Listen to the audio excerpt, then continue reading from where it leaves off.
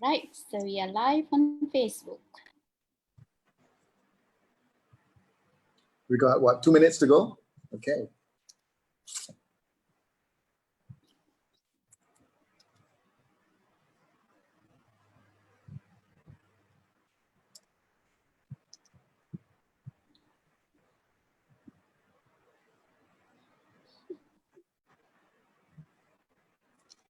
Right, I Feel like I'm on for TV. both of you.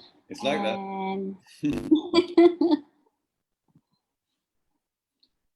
Oh yeah, and I am recording this session.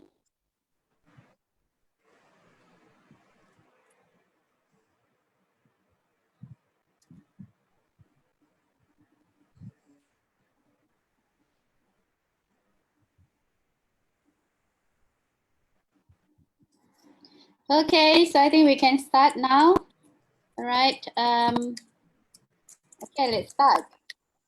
Okay, so because today's episode is about storytelling, let me attempt a mediocre storytelling.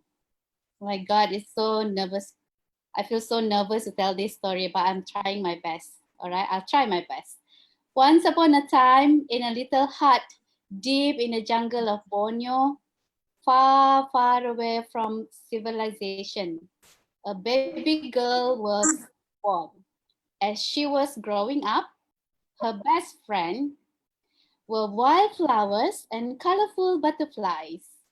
During bright sunny afternoons, clouds that changed shapes with the wind became her imaginary friends. Fast forward, many decades later, she is now sitting in front of a computer, talking to real but distant friends on screen, attempting to tell story in the Point of View series. Good afternoon, everyone. Welcome to Point of View series. Today is our 23rd episode. The Point of View is a live online talk show where we invite guests to share their stories, to share their knowledge, experiences, wisdom, or perspective with our audience. The purpose of this session is to really enlighten each other and hopefully along the line of getting the light bulb moment that perhaps we all could act upon for the betterment of ourselves and also for others around us. My name is Jaklin Juanis. I'll be hosting the session, but I'm not the only host as usual. I have my duet Shaik Omar to also host the session. And here with us today, as you can see on the screen, we are honored to have Johnny Gillette, widely known as the Journeyman. Thank you very much, Johnny, that You're very welcome. for you to have agreed this to spend an hour of your precious Thursday with us at POV. And to our viewers, thank you so much for your support. To our live viewers, thank you for dropping by. We hope that however long that you choose to listen or to be with us, you'll gain something out of it. In this context, talking about gaining, it'll be around learning something out of our sharing. And I believe it works in two ways. It will be much more impactful if you can be part of the session. And how can you be part of this session is by you asking questions, or you can also share your perspective, and you can put that in the comment section, or you can also PM any one of us here.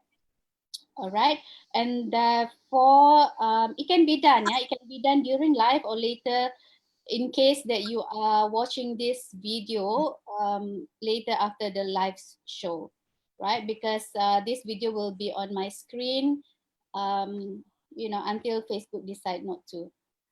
So as usual, let's introduce ourselves. Perhaps let's start with Omar. Omar. Hi, everybody. This is Omar. Welcome to the show again. I started off in training about 10 years ago, just over 10 years ago. Before that, I was in corporate. I was an IT guy. And what I noticed was that most of the issues that we had were not just technical issues, but the more major issues had to do with communication. You know, if people could communicate better, a lot of the problems could have been solved in perhaps half the time. And being a keen observer of people behavior, I started to look at this. And when I left corporate, I became a trainer and I learned how to do training. And my area of focus is actually on communication and conversations. So today I help people develop confidence with conversations and how they could articulate their ideas better. So that's what I do. And with that, let me just pass it back to Jack. Yeah, so let's also hear about you, Johnny. Perhaps you'd like to introduce, tell us a little bit about yourself. Sure, thank you. So my name's Johnny Gillett. I'm also known as the Journeyman. And I often say that I work with stories. I'm in the business of story. And stories are intrinsic to humanity. And I come from an acting theatre background where stories are the bread and butter. You know, telling a good story, performing a good story is why you have an audience.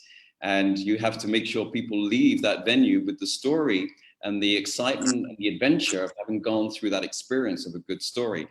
I started out as an actor and I traveled a lot and I gathered many, many stories from all over the world through my journeys, which is how I came across the name The Journeyman. You know, it was a way of encapsulating my life experience, but also recognizing that at each stage in our life journey, we have to reevaluate our story. We think about where we've come from, where we're going to, what our role is going to be in the opportunities that life is presenting to us.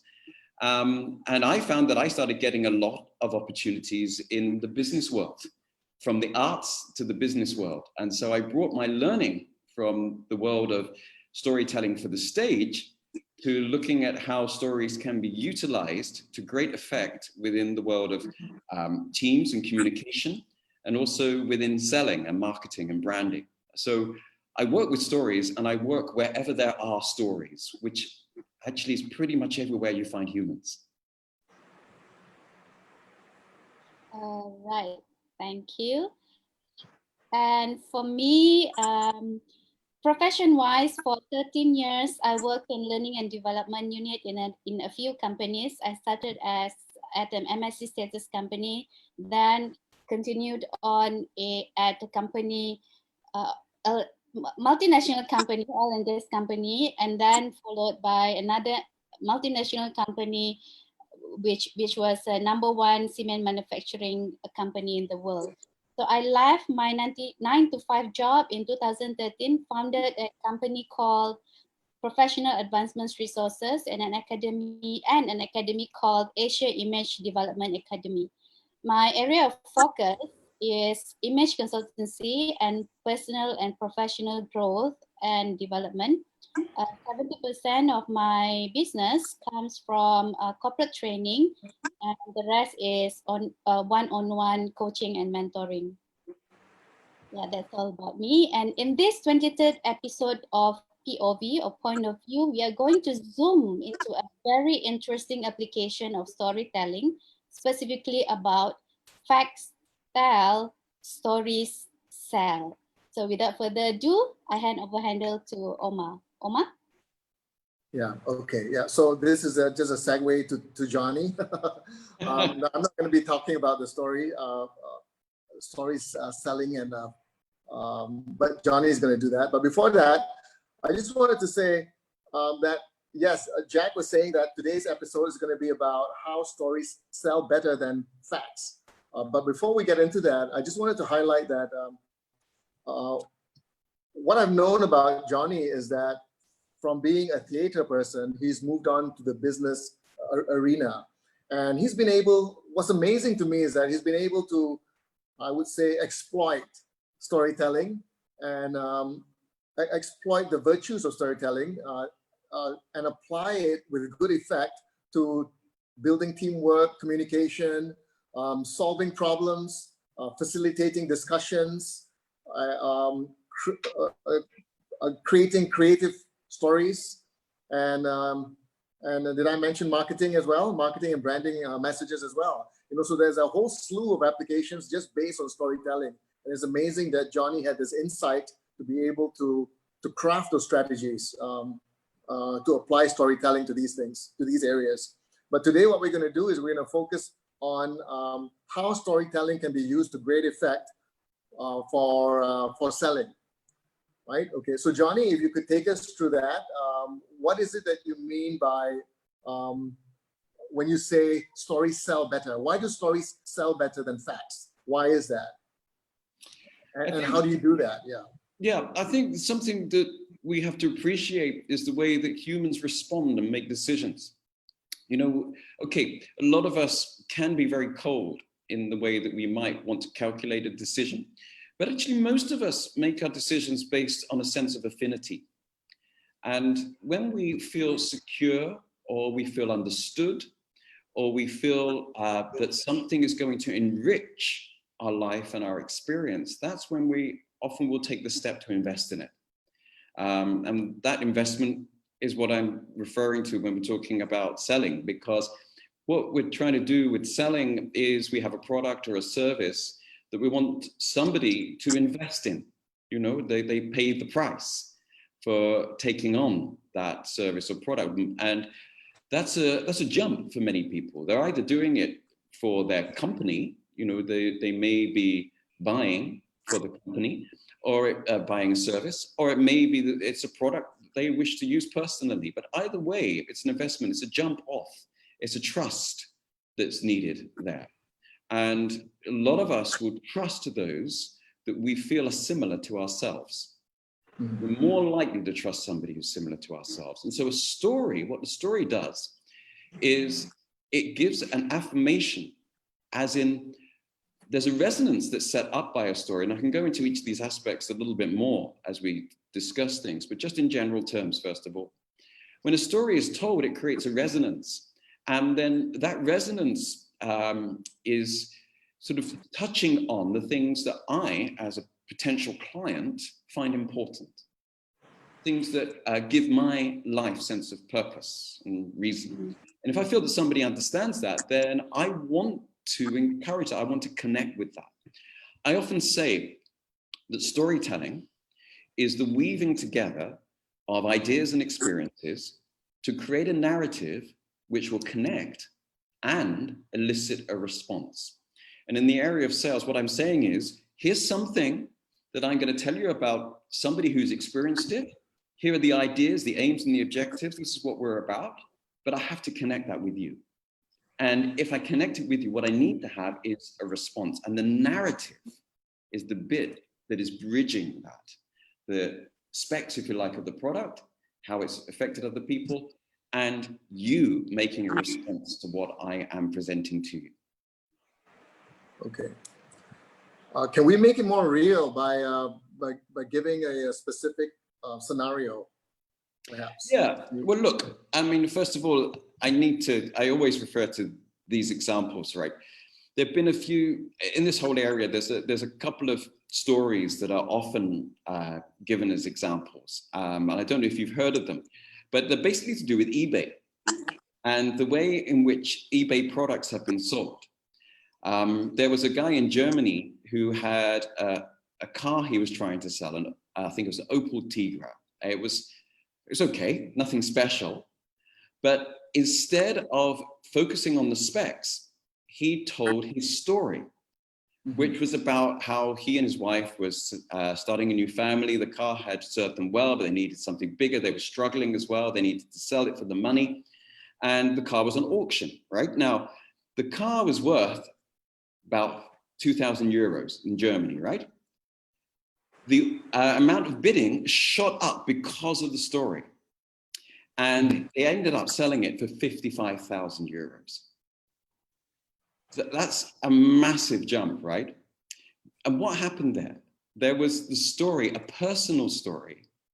And so there was a sense of, I want to help this guy. I want to be involved in that. Yeah, I recognize my start off in life, right? And people were fighting over themselves to buy the car. Another example on eBay is just an experiment to see how stories would work in creating value around a whole bunch of random objects. And these guys in America bought a whole bunch of objects, I think from some kind of junk store. They paid up less than $130 for them. And then they created the most incredible stories around each of the items. And in doing so, they made total sales of $3,500.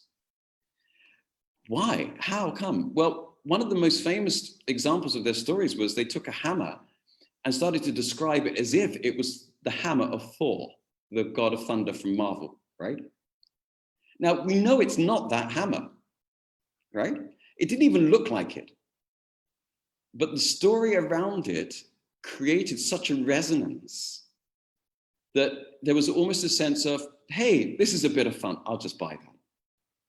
And people were fighting over themselves to buy it because of the story. So these are two well-known examples, right, of sort of big time, how the return on investment in regards to storytelling. In fact, somebody's put it down to say it's like $17 per word. That's what people say. But, you know, the thing is, what are we talking about here? We're talking about a story that's been written up on eBay. That may be different to a conversation that's going on.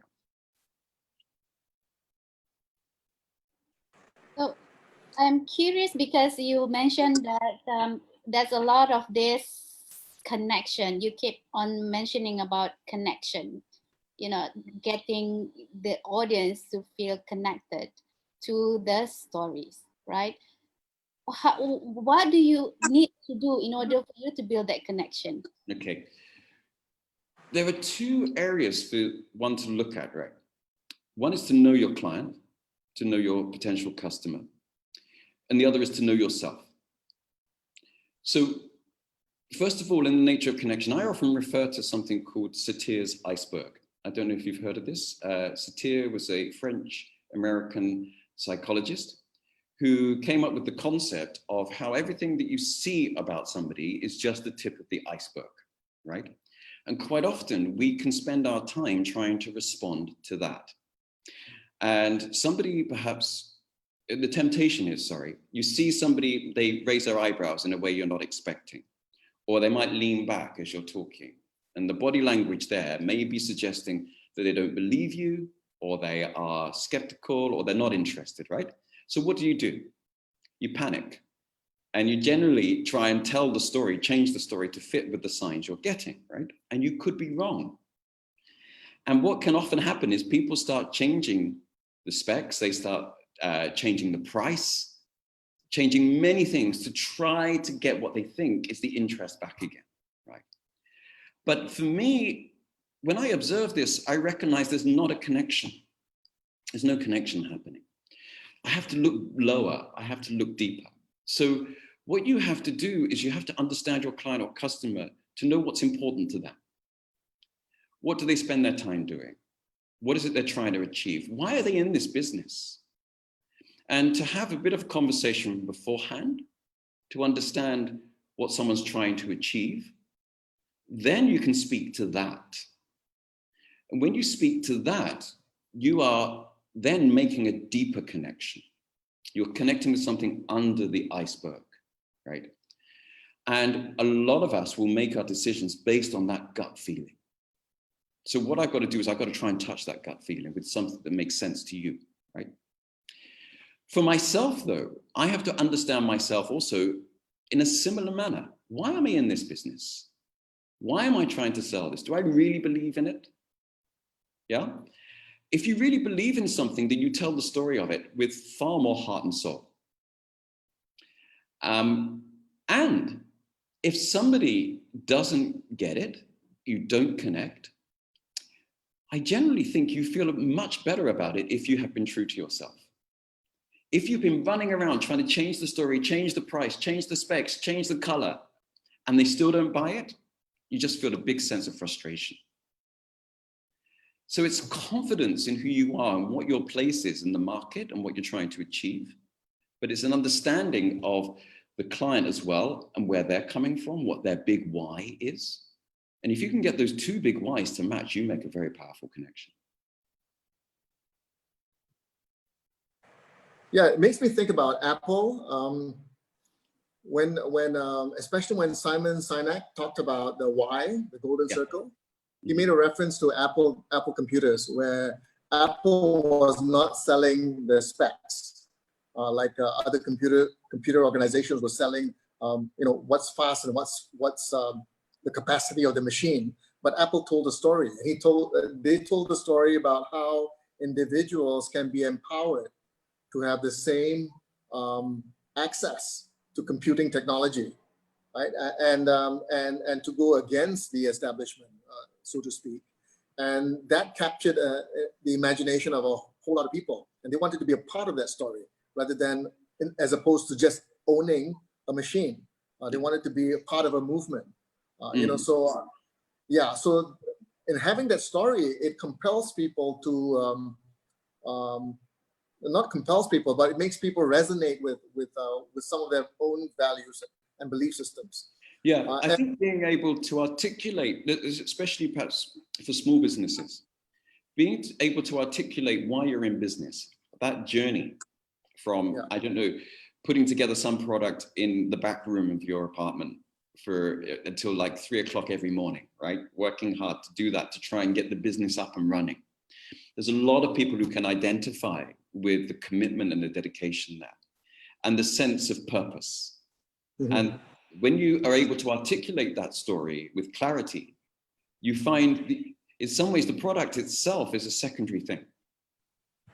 Yeah, they're not going to buy, I don't know, they're not going to buy shower gel from you if they're looking for a spare part for the car, right? But when they do need shower gel, they may come to you because they make that connection. Yeah. Okay, let's, there's another thing another principle of selling that I heard a long time ago, where I was told that people buy based on feelings, and they make decisions based on feelings. In fact, it's not just about buying, it's about everything that you do. Why do you wear the shirt that you wear, or the dress that you wear? There's no logic to it. It's always about how you feel at the end of it, if you break it down. Now, I want to put this to take this for a test run, this concept about telling a story as opposed to telling the features. And this is real, okay? It just occurred to me. I actually have a dining table for 6. Okay, it's kind of big. And I've just moved house to a smaller apartment. I used to stay with my 4 other kids, but now they're away, and I'm only staying with 1 kid. So we don't really need a big dining table. We need a much smaller one. So I could put an ad to say, okay, I've got a 6-seater dining table. It's for sale. It's made of wood, that kind of stuff. How can I make a compelling story such that people will go, I want this table, Could you whip something up real quick, something imaginary? Well, you could do, but, maybe start with what you have. Okay, so tell me about that table. I hear immediately, you're moving to a smaller place. So there was a time when the whole family gathered around that table, right? Yeah, it was a focal point. Everybody gathered around that table. Kids did their homework. They ate there. We sat around, and that was the family meeting point. Yeah. Okay. And the kids have moved on, right? They moved on, yes. Yeah. So I think there's a story there already. Something about, if you could think of a particular event that was really just a great time when the whole family were together around that table, you could talk about that. Or it could be just, you were saying about the kids doing their schoolwork around it. And that was a regular thing. And now the kids moved on, maybe as a result of their schoolwork. And you found a smaller place. You don't need the table anymore, but you're looking for a good home with a family that could use it the same way. Sounds good. I feel like buying it myself. I was listening. Yeah, I can see where this is going. Yeah, okay. Yeah, as I was get a percentage in this table sale, by the way. Yeah, okay. As I was listening to both of you, it occurred to me that storytelling is basically a science as well as art of telling your story. Science. Why I said science is because it has some connections in the brain, in how people act, or what are the biochemical perhaps that will, you know, will happen in the brain when a person is listening to your stories. And you can only able to do that when you know the art of storytelling, right? Yeah, well, Jaklin, it's interesting. There's been a lot of research in neuroscience and storytelling, and they say that two things are going on in the brain simultaneously, where you tell a story and as you listen to a story. And to make it very simple, it's basically the emotional and the logical are both working simultaneously. Oh. Because the logic is the whole thing of putting the series of events together, all right, and setting up things. A lot of time in a story, you have a dilemma that needs a resolution, right? That in a sales context, that is, you have this need, this is the solution, right? So there's a logic there, and that logic has to make some sense. Yeah. But in order for it to move to where it elicits a response, I have to be emotionally engaged in it as well. So I have to be able to identify with the character that's involved, the person that you're using as the example, for instance, of who's used this product before. So as I'm telling the story, I'm going with my emotion and with my logic, and you as you're receiving it are processing in much the same way. So there's a lot of science in this, yeah. So there's a holistic appeal as well to the left and right brain. Yeah. And the holistic appeal makes it compelling. Yeah. So it seems like complicated then. I mean, it's not that anyone can tell good stories, compelling stories, or stories that will evoke that chemical in your brain. Okay, so I have a lot of people who say to me, Johnny, it's easy for you. You're an actor, right? And they say, oh, I can never tell stories. I always forget the ending. And I do it with jokes as well. I try to tell a joke and then I can't remember the punchline, right? I get all this said to me all the time. But what I notice is that humans tell stories all the time anyway. So you will talk about, for instance, you arrive somewhere, like at a conference or at work. Generally, you'll talk about the traffic, or you'll talk about someone you met on the way, or something you saw, or you'll be telling a story basically, right? But a lot of people don't realize they're doing it.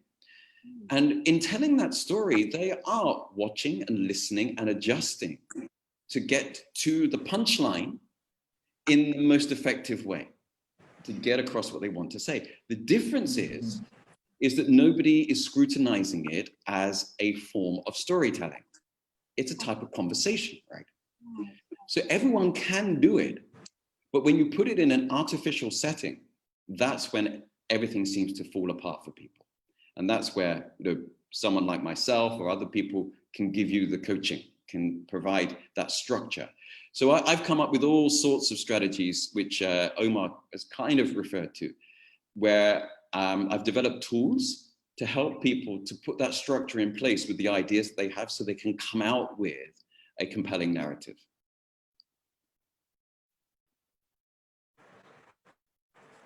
Yeah, we have plenty of time. Perhaps you could share with us some of those tools that you've put together. Talk about them, Johnny. Yeah. Sure. Okay, well, I mean, is there a particular area we want to try and look at? Because, I mean, I can just talk in general terms, but shall we, I mean, the Storyweb is my big thing. I would love to know, I mean, in order for me to be able to relate, what are those tools that you have?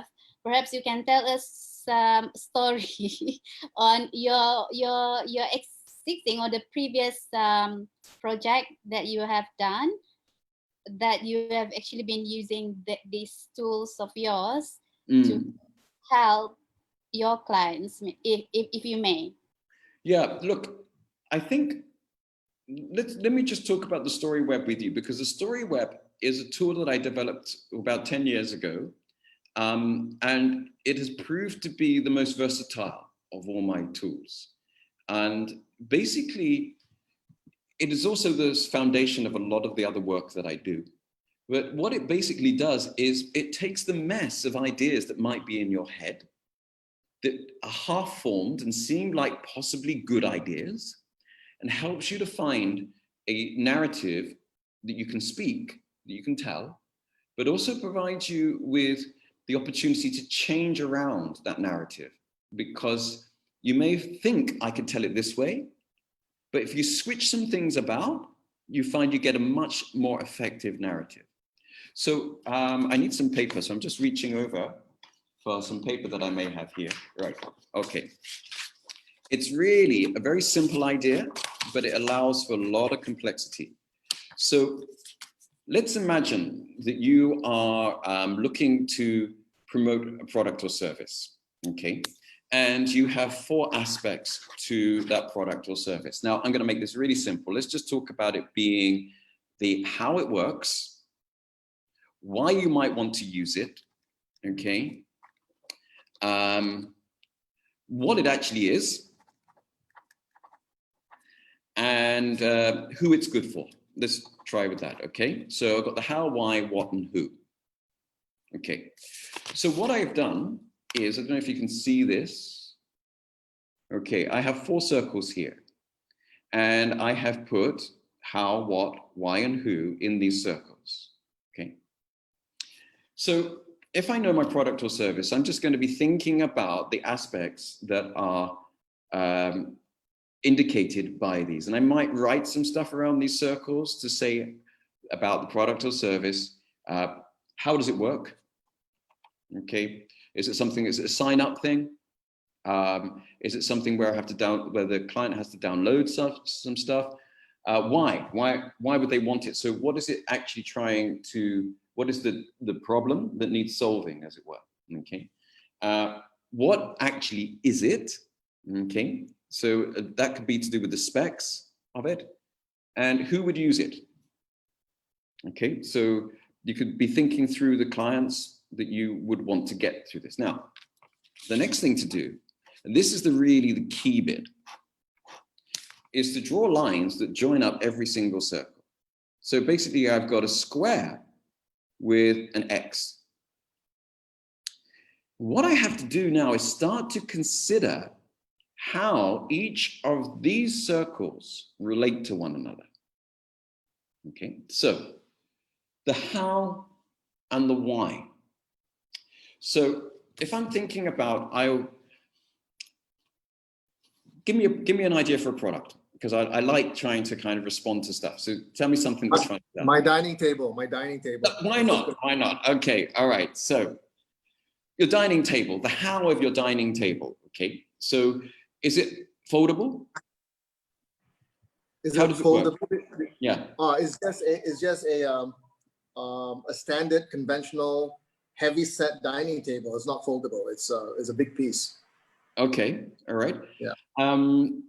Okay. So I guess the how here is, if somebody was to purchase this, do they have to come and collect it? Yes. Okay. So yes. they've got to come and collect it. Right. Okay. And Yeah. the why here is, why might they need it? Right. What do you imagine that could be?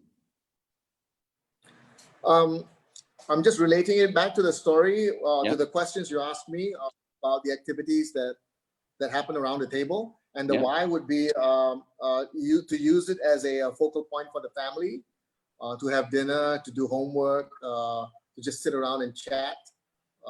Yeah, so those are some of the whys. Okay, all right. So it's a focal point for the family, and you've named a few things there. Okay. Johnny, can I interrupt something here? Because when the question of why, what Omar mentioned just now was really around the story around it. I mean, why was it there? What was it? Why do you need those tables? But can I put the why part as the feature of the table? Because I've seen the table actually. It's quite heavy table, and I think it's quite durable. It's made of some kind of very high. Some durable wood. Yeah. So can it be about feature? Yes, it can be. I think in this case, I would put this down as the what. The features would be the what. Okay. Yeah, because in this case, what we're talking about here, just because we've had a conversation already on this, the why for me is about the difference it makes. All right. So we've already been talking about the nature of being a focal point for the family. Okay. That wouldn't come through so much in the what. The what's going to be like what it's made from, how many legs it's got. Is it foldable? Is it, you know, patterned? Has it got some kind of lovely design on it? This kind of thing. Yeah. Yeah. Okay. So with the how, so the how is going, if we focus on the fact that you've got this table, they've got to come and pick it up, okay? Because that's a bit of investment there, right? So they have to pay for it and they have to come and pick it up. You're not delivering it, right? So how does the what, how and the why relate to one another?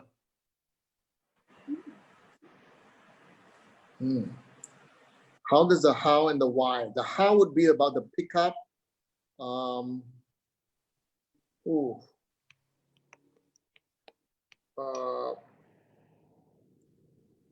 Okay, the why is it can be used as a focal point. How are you going to do this? Is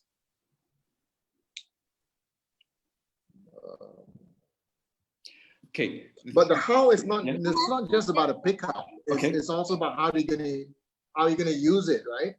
Is how are you going to use the table? It's not just about how you pick it up. Okay.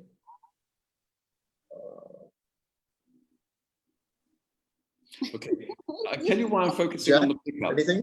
I'll tell you why I'm focusing on the pickup. Yeah. Okay, because I'm anticipating that somebody who wants this table will be considering this question. So you give me the specs, right? You tell me the size, the what of it. I'm going to be thinking how. How am I going to get this here? Yeah, it would fit in our place nice. But how do I get it here? I've got to get over that hurdle, right? So I've got to see how it relates. Now, the how and the what are going to relate together because the nature of what I need to be able to pick it up, how I'm going to get it up the stairs, through the lift, through the doors, right? The how and the why, that's going to give me the impetus to make that leap, to make that investment, yeah?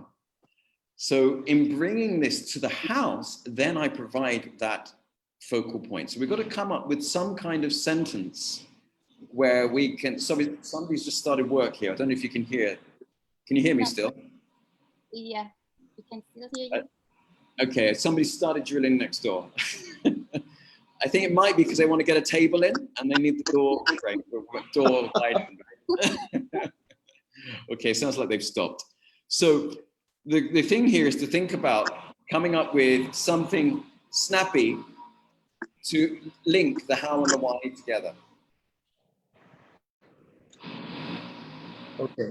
Now we can hear that. Yeah. Sound, but it's okay. Okay. Okay, so let's hold that for a minute because one of the things about the Storyweb, right, is we have 6 linkages. And it can quite often happen, you get stumped on one of them. That's okay. You just got to make 4 work. And when we make the 4 work, the other ones, the 5th and the 6th, suddenly start to fall in place. Okay. So let's just try some others. So we said about the how and the what. Okay. So with the how and the what, let's consider. I'm really sorry about the noise. I have got all the doors. It's all right. We can still hear your voice. Yeah. Okay. So with the how and the what, we were talking about the size and the weight. The weight, yeah. Okay. But also there was, you were talking also just moving more towards the what, the functionality. What was it? The surface, something, Jaklin, you were saying about it? The wood? Yeah, it was. Yeah, the wood. It's heavy wood, it's durable wood. It is a simple Italian design. It's got a glass top. Okay. Right, so let's move across then to the who. Can you see, so you've got what attached to who, right? Yes. So who would want to buy this? Who do you imagine would want to buy this? Someone who has not too modern a taste in decor, because this is not the sleek, chic kind of the design. So like I said, is it retro or vintage or classic? I guess it's a little vintage. Vintage, okay. Yeah. All right. Yeah. So someone who has that kind of a taste for decor. So that would fit in nicely with a house, not an apartment. Okay. All right. But also, you were saying about your family using it, right? Yeah. So that's a who as well. Okay. Because we've got that from your kind of general narrative associated with this. Okay. So let's have a look at the what and the who. How do these go together? So we've got something vintage that would go in a house nicely, a family home, this kind of idea, right? Maybe the idea, perhaps we're talking about vintage furniture, we're talking about a place that is aesthetically pleasing to grow up in, with a connection to the past, a sense of heritage, as it were, a sense of longevity, okay? And now we're getting into, it makes me start thinking about this Italian design. Maybe there's a sense of craftsmanship about it. It's got the glass top, so it's durable. So between the what and the who, what we've got basically, I would say something like a, say, table suitable for large family, with large family, okay, suitable for generations to gather around. Can you say that again? Okay. Suitable for? Suitable for generations to gather around and make memories together. Ah. So you have your copywriting already, Omar? Yeah. Omar is selling his table. Yeah. Yep, that's it. Okay, so what we do then is we do this for as many of the lines as we can. Then, so we end up, because we've got the lines that go around the outside, we've got the lines diagonal as well, we end up trying to connect as much as possible. And it's these connections between the ideas that's really important. And what that helps to provide us with is something that I call the narrative flow. Okay, so I'm just going to jump a little bit here. I'm terrible with writing this stuff down, as in like, I'm very chaotic with it, right? But I've put down here some ideas that I was just saying, right? So I can move from here to here with the idea of generations gathering around the table to build memories together, all right? But that's just one aspect of this. What I got to do is I got to look at these other lines and try and come up with a phrase or sentence that brings those two things together. Then what I need to do is I choose any one of these circles to start building my narrative. So I've got all these bits and pieces, but I've got to come up with the narrative flow now, okay? But what it has helped me to do is really identify what my product is, maybe aspects of how it relates to my potential customer, client. These are all things that I maybe had floating around in my head, but I'm now catching them in the Storyweb, all right? Then what I've got to do, so let's say I want to start with the who, okay?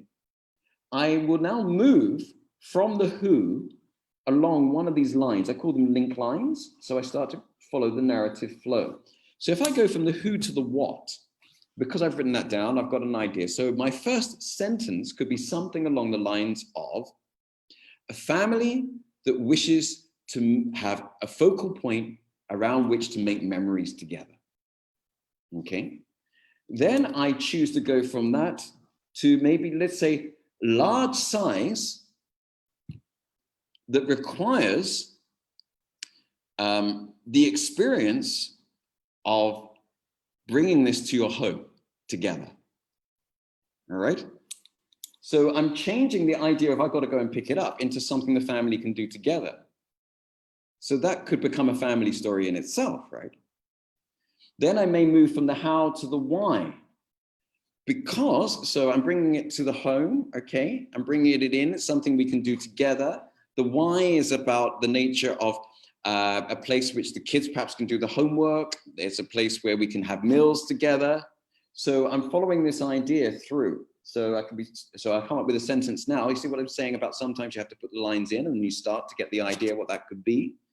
So now it's about preparing the space so that we can really have this focal point to our household. And it brings me back from the why to the who, because we really believe in giving our kids a firm family start in life, something like that, all right? Now, I've just done that by moving from one circle to another, and the sentences that I've been saying are basically the things that I would just have written there between one circle and another. It's not a lot of stuff, but by moving logically, as it were, from one idea to another, I find the narrative flow and I can make it all work together as a single but short story, right? But I can do it other ways. I can start anywhere I like on the Storyweb and I can go in any direction. And in doing so, I can use the same information, but putting it in a different order enables me to bring a different emphasis through. Yeah, so let's say that I was to start with, let's start with the what. A lot of people would start with the what, they just give the specs, right? But I want to go from the what to the why, and it might be on this line, I start to write about the feature of it being the size of it, that I can fit maybe 4 or 5 kids with all their schoolwork around that table. Yeah, is it that big? Let's say 2 or 3. All right. Large space. This it table is big. Yeah, okay, this table provides a large space for brothers and sisters to sit together and do their schoolwork, right? If that's what I want to do. Okay, so I move across here. And then I can go in any other direction. I might go down here to the why, and then up to the how, and then I come back to the what. And there are 2 rules to using this Storyweb. It's very simple. The 2 rules are this: wherever you start, you have to finish up.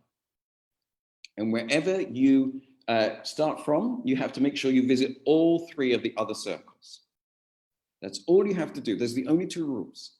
But in doing so, you touch on every piece of information and every area of information, and all the information relates to each other.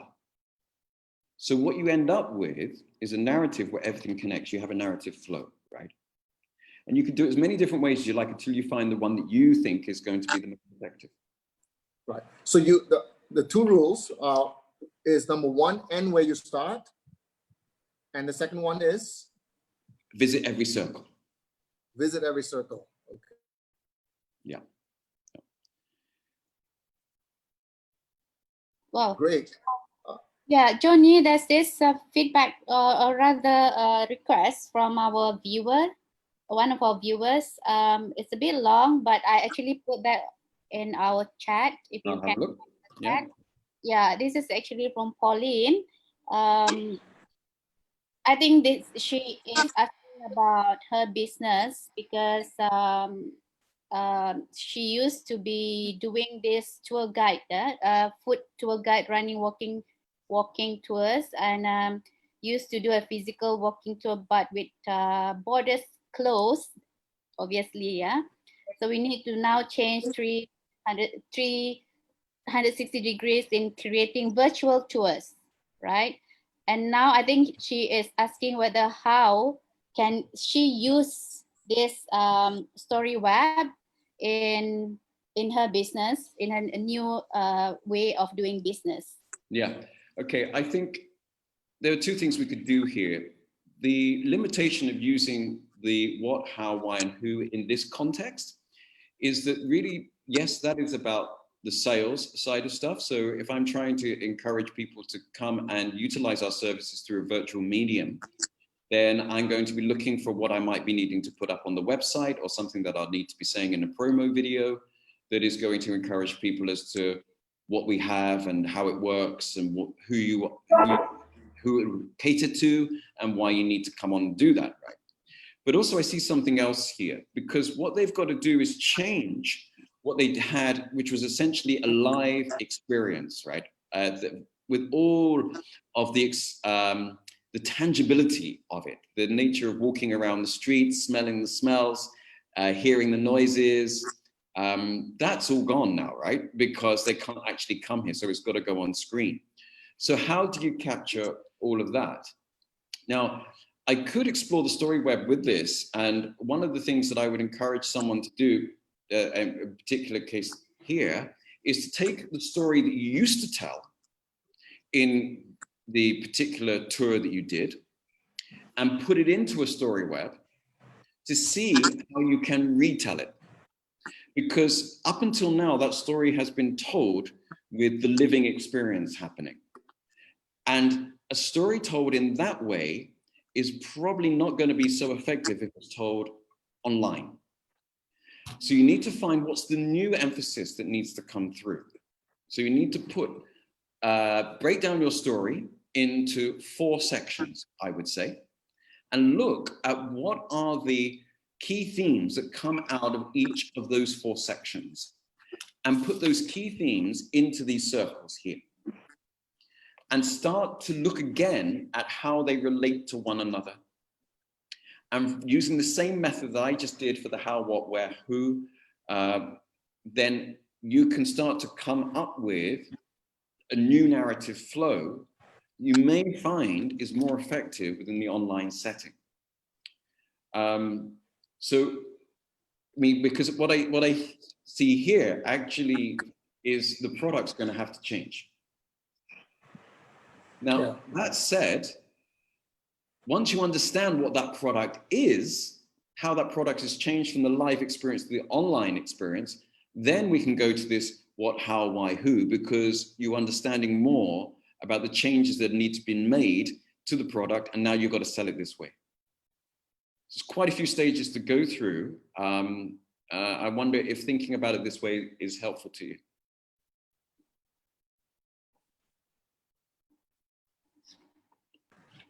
Okay, so that's Pauline. That's something you got to think about.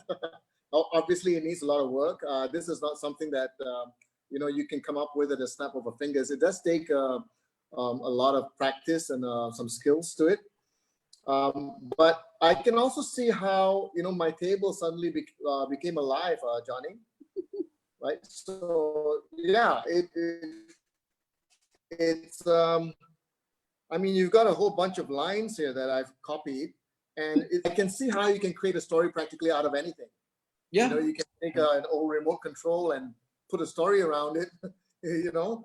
Yeah, and I think the key thing in much of this is the human story, right? Yeah. So, for instance, charities, you know, organizations trying to raise money, they can talk about things in sort of, what should I say, just cold terms of, we want to feed the poor, we want to help refugees. But you tell the story of somebody whose life was changed by this intervention. Mm-hmm. Then people want to contribute. Yes. You know, you talk about saving the planet. Okay, that's a big thing. A lot of people will generally say, yeah, I agree. But you show them images of dolphins struggling or turtles with you know, plastic up their nose or whatever, right? And you see the efforts that are being made to help that turtle to put it back into the water. That's a story that's being presented to you, right? And that moves you to actually, well, this, like I was saying, makes a connection, this is a response. So it's the story, right? And even in those stories of animals, we're basically humanizing them. As in, like, we're trying to show, you know, the struggles, which is a human thing, right? Yeah. And I think what's important here is also that it's not just a story, but when you add the logic to it, the argument becomes compelling because you're moved emotionally, and then at the same time you're drawn towards something. You need to take action towards something. I think that's what you mean by eliciting response, you know, in storytelling, because it makes people want to do something about it instead of just sitting back passively listening to the story. That's right. Yeah. Yeah, and just to add on Omar's comment around logic, the logic comes from when you understand your audience, but it's also around connecting to who you are. Because you mentioned about you have to know about yourself, and also you have to know about others. I mean, your audience, right? So in order for you to be able to connect those logics, I think first thing first, the flow of thought, you have to, you know, understand these two first before going into doing your Storyweb. Yeah, but the Storyweb can help you to discover that as well. Oh, okay. I found, because it forces you to put ideas together. Right. And this is the key thing. You see, the nature of stories is the linking together of ideas, the weaving together of ideas and experiences. And quite often we haven't done that. We have a lot of ideas and possibilities, goals we want to achieve, some experience we had at one point. And we can't articulate it very well because we haven't sat down and looked at how they all link. And that's where the narrative comes in when we do that, right? So my next question to you is that why there are only 4 bubbles? You can do 5. Okay. But what I found is you go beyond 5, it becomes too complex to deal with. Mm-hmm. Simplicity is really important. You know, giving a simple story. I found it to go the other way. I've looked at it with 3. 3 is too few. It's okay. So you don't get a sense of the dilemma or the depth with 3. Okay. So I found 4 to be the ideal. 5 is good as well. I tend to find with 5 what I use the 5th one for. I call it the 5th node. That's where I'm really specifically targeting one client, one area, right? And what is it their needs are? So let's say I have all this on here and I've got lots of ideas. With this table, we're really seeming to focus on the family, right? But let's imagine that I was wanting to focus on somebody who not only meets that criteria that they have a family, but it's somebody who, I'm just trying to think of someone, let's just say, somebody who is traveling a lot, I mean, or used to be, okay, used to be traveling a lot, all right? How can I sell the table to them? They've got a family, but they're away a lot. So what is the aspect, what is it that they're looking for that would really appeal to them? So that gives me the 5th node, as I say, and that helps me to then, as I say, with the narrative flow, everything flows through that 5th one.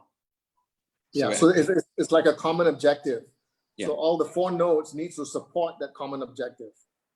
Yeah, okay. You know, as you were talking about, as Jack was asking you about why 4, why not 5, and you were saying it could be 5, it could be 3. So you've been working on this for how long now? When was the first time you sort of like, hey, I've got this, you know, I've got this idea, it's going to work. Okay, so here's a story. Here's a story. Yeah. My son is severely dyslexic, and he struggled in school, especially in primary school. A fantastic, creative young man, but couldn't put his ideas down in writing. So what I did with him was I came up with a way of trying to visualize these ideas. And what we found was, in using this kind of format, I mean, we're just using circles and draw a picture maybe, and then he'd talk about how these things were related and I'd write it down. But that provided him with a structure that he could write from. And he got excited about the story because he could see how it all related together, and a world was in his head. So then he had the structure to work from, which helped him to overcome his challenges with writing down information, right? And quite often, if somebody's inspired, they will not worry so much about the challenges. The idea of sharing this story and getting it on paper became the objective for him, rather than him looking at how he would struggle doing that, right? So when I noticed this with my son, then I thought, well, maybe there's other kids that would like this. So it started out in education. And then I made it part of my workshops that I was doing in schools at the time. And then I started thinking, well, why only kids? You know, so many of us have writer's block, or we can't think what to say, right? And then I started helping people craft presentations using this. And then that turned into making the perfect pitch. And it just went on from there. And I've been teaching this to people for about a decade. And I keep getting information back from people saying, I've just tried it in this area. I've just tried it in this area. I just tried this with it. I changed the way you do this node. And I find that there's many ways of using it as there are people who are using it. Yes. Yeah. So if you can imagine, if you look at Johnny, right, his whole image, the imagery of an artsy person with your crazy hair and your and your beard, you know. So what I'm seeing in my mind is, you know, sometimes you see someone walking around out there. They've got this crazy image, and then they're lost in their own world, and you can hear bubbles or 4 or 5, and he's working things out on his head. So what I'm trying to say is that sometimes when you see people like this out in the streets, and you're wondering what they're all about, they're actually thinking about something. You just never know what they can come up with. And then, you know, one of them turns out to be Johnny. Yeah, it's really amazing what human beings are all about. So it's I think it's an amazing craft that you put up together, Johnny. My table just came alive, and I have attended your workshop, and I've actually used some of these techniques to help fresh graduates put together their story when they go for an interview, rather than you know, just talking about, here's my resume, here's what I've done. They can actually craft a story around themselves and what they're all about, which makes it even more compelling. And it just shifts their the way they talk about themselves. Yeah, you know, it just takes it up to a different level. It's amazing. And so this is a very effective tool for many purposes. But yeah, something I like to make a revelation as well, because I've actually attended Johnny's program, I think many years back. That was in New One. Yeah. And since then, I've actually also used the Storyweb in teaching presentation skills, but definitely it wasn't, you know, we have this program also by New One. It was for corporations, and I was one of the trainers, and we use Storyweb in one of the tools. So I find it so much easier. And honestly, when I got to know about the Storyweb, it's kind of, it gives me this light at the end of the tunnel, because I'm a person, I'm very difficult. I have these difficulties of telling stories because I have a very analytical brain, that I always have this thinking around, if I am telling this story, will this be able to attract people, or will it be appealing for people to listen to? So that kind of thought will always demotivate me to not telling my story. But having a tool like this, it allows me to structure my flow of thoughts. Yeah.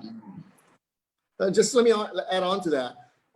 You know, when you were working on my dining table, I think that takes a lot of creativity in terms of copywriting and creating stories, and that takes a lot of skill. But on a simpler level, like what Jack was saying, you can actually help people describe what they do. So let me give you an example. I have worked with government agencies, and in these agencies, there are people who know what they do. I mean, they know what they do. They're management level people, but they're unable to articulate what they do in English, simply because they're not accustomed to using English as much as some of us are, because they're in a very BM environment. You know, so they don't really need to use English. In fact, they hardly use it. And for these people, the first thing they say is that I can't speak the language, which is actually not true. They can. It's just that when they try to put together a story, they get all messed up, especially when they're trying to structure their sentences and all of that. But when I help them put it in a Storyweb form, right, help them identify the 4 circles, and then help them identify the relationship between the 4 circles and coming up with a narrative flow, they're able to speak in the simple English, with their simple English. You know, it's really amazing. And the transformation is really quite amazing. It amazes even themselves, right? Yeah. So I could have a session with them in the morning where they say, I can't speak English. And then by evening, they're describing what they do in English. Yeah. Yeah. But it's quite amazing. So it's simply a way of helping them to organize their thoughts. Yeah, I think this is the key thing. It helps you organize your thoughts. And then the things that you thought were challenges, you know, just like with my son and his dyslexia, they become less of a challenge, because actually the real challenge is the ordering of the thoughts. I have all this in my head, I don't know where to start, right? You put it into Storyweb, then you find your start point, then you get inspired, and then you want to share. Yeah. Yeah, Yeah. and I'd like to acknowledge our audience. Yeah, Oh, yeah. Storyweb is actually designed by or created by Johnny, right? And good thing about Storyweb is that after you've learned from Johnny, you can use it in many areas of your life. It's not only for your business, but it's also for your personal, and also how you know other in many parts or many areas of your personal life. So yeah, so we would like to know more about you, Johnny, as in your next program. How the audience can reach you, or maybe attend your programs, your class, your virtual class. I believe this time around. Yeah, I mean, there's a lot of the stuff I'm doing is for specific clients. I was, before we came on air, I was talking about some of the work I've been involved in with L'Oreal. And another one of my big clients is IKEA, the furniture guys. So, you know, these companies use me in training their teams in the way that they are telling their story and crafting their narratives. But, and also then on a more micro level, I am doing work with SMEs in helping them to be able, as I say, we talked earlier about Perfect Pitch, Malaysian Technology Development Corporation, MTDC. They've used my services a few times, especially at their training center, Tentra, and we've been doing stuff online in these COVID days. So there's further discussions actually about more of this happening. So yeah, the one way is to be looking at what MTDC, Tentra is offering in their programs. And the other thing is, yeah, just keep a looking out on my Facebook page, The Journeyman, because if I've got things coming up, I will put them up on that. And, you know, the great thing is in these days at the moment with the online stuff, that, you know, I get involved with a lot of online learning that is open to the public, like us here today, right? So, you know, I will post up about that. And yeah, I mean, if there's any people who have no particular need for their company in regards to the story that they're telling, whether it's in a sales context or the nature of them as a company, their own branding or internal communications, then contact me. I'm happy to talk more. Yeah, yeah, yeah. One last thing, Johnny, I think this is kind of like a kind of new, because this is something you came up with. New in the sense that it is a technique to help you craft a story from the Storyweb, and then to be able to come up with a copy or the narrative for the story. Yeah. But there's no place to refer to develop the skills further. So would you be coming up with a book, perhaps? Yeah, that's been the intention for a few years. And every so often I write a bit more. You know, yes, that's what I need to do. One of the other things is one of the other intentions is to create a resource website, so that, because I think in some ways that's quicker to do than writing a book, and also it's a lot more adaptable. The trouble with a book is once you put it down, it's published, you've got to write another one, because you know you've done a whole load of other work and you've seen how it can be applied in another way. So you know, to have an online resource that people can come on that's regularly updated, that's my hope. So just getting myself organized. I'll be your first subscriber. Fantastic. Thank you, Jaklin. Watch this space. So we are running out of time. Thank you so much for both of you for today's session. Really, storytelling is really an art, and that gives us, and also a science, and that gives very positive vibes for me, at least, that it can be done. It's not impossible. It's something that I can do, provided I use the tools or learn more about the tools. We've got a viewer, Sundram, and Sundram is saying, perhaps now I can sell my table. So I've just replied to him saying, after listening to that story, I might just keep it. I thought he was making you an offer, actually. Yeah. Okay, so thank you very much. If you guys are interested to, to follow up on this, you can contact Johnny at his Facebook page, which is called The Journeyman. Yeah, right, 3 words, The Journeyman. Yeah. the journeyman. And yeah, and perhaps we could have you back sometime as well. Yeah, more happy to share some stories. Okay. All right. Back to you, Jack. Yeah, we're at the end of the program. So thank you so much for live viewers. Today we have a lot of viewers. I guess just it's because of Johnny. Thank you so much. Thank you so much for your support, live viewers. And I will see you again. Point of View series on Saturday. We have an inspiration series on Saturday. More about that on my Facebook wall. I've done a poster about this guy all the way from the jungle of Borneo. Right, more stories about him. On Saturday it will be myself and Nina Othman. We are going to zoom into a social enterprise area where we want to hear inspiration story from those people in Sabah. All right. So yeah, I'll see you again on Saturday. And thank you so much once again, Johnny and Omar. So we'll end the session, the live Facebook now. Bye, everyone.